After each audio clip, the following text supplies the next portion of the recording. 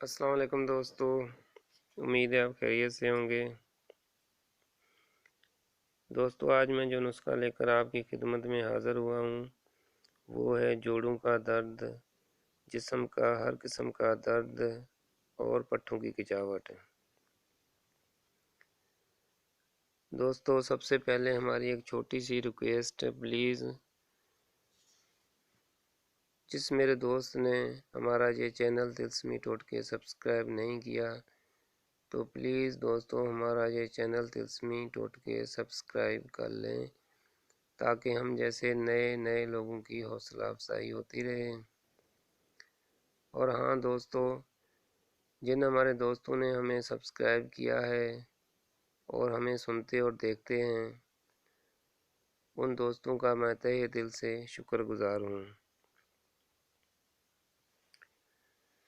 دوستو اگر میں سوشل میڈیا کو مد نظر رکھتے ہوئے 90% عوام کا نمائندہ بن کر یہ بات کہوں کہ آج کل نوجوانوں کا دور ہے تو مجھے کبھی امید ہے کہ کوئی بھی میری اس بات کو ٹال نہیں سکتا۔ یہ سب تو ٹھیک ہے، لیکن نوجوانوں کے ساتھ ساتھ ہمیں کبھی بھی اپنے بزرگوں کو نہیں بھولنا چاہیے۔ وہی ہمارا سرمایہ ہے، وہی بزرگ ہمارا اثاثہ ہے۔ تو اسی بات کو مد نظر رکھتے ہوئے آج میں جو تحفہ لے کر آیا ہوں وہ بزرگوں کے لیے انشاءاللہ آب حیات سے کم نہیں ہوگا۔ دوستو تقریباً ہر بزرگ یا عمر رسیدہ آدمی اکثر ایک ہی بات کرتا ہوا نظر آتا ہے کہ میرے جسم میں درد ہو رہا ہے، میرے گھٹنوں میں درد ہو رہا ہے۔ دوستو مختصر بتاؤں تو درد جو بھی ہو وہ اکثر پٹھوں کی کھچاوٹ کی وجہ سے ہوتا ہے۔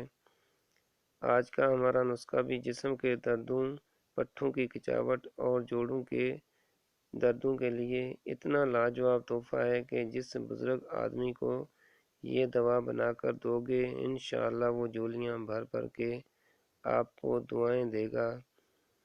نسخہ بنانا بہت ہی آسان ہے دوستو۔ اب نسخہ کے اجزاء کی طرف آتے ہیں تو پلیز نوٹ کر لیجئے۔ دیسی گھی نمبر 1، دیسی گھی 10 گرام۔ نمبر 2، فلفل سیاہ 5 گرام۔ نمبر 3، السی یہ بھی 5 گرام۔ اور نمبر 4، آمبا ہلدی یہ بھی 5 گرام۔ اور نمبر 5، شہد خالص چھوٹی مکھی کا شہد یہ بھی 5 گرام۔ دوستو دیسی گھی اور شہد کو چھوڑ کر ان سب چیزوں کو کوٹ کر باریک مثل غبار کر لیں۔ اتنا باریک کریں کہ دوا کپڑ چھان ہو جائے۔ اب دوستو اس میں دیسی گھی ملا کر آخر میں شہد شامل کر لیں اور کسی مرتبان وغیرہ میں ڈال کر محفوظ کر لیں۔ صبح 6 ماشا چائے کے ساتھ استعمال کریں۔ ہر قسم کے دردوں کے لیے جادو اثر رکھتا ہے۔ دوستو دوا بنائیں، کھائیں، آزمائیں اور ہمیں اپنے دعاؤں میں یاد رکھیے گا۔ اپنا اور اپنے ارد گرد والوں کا خیال رکھیے گا۔ اللہ حافظ۔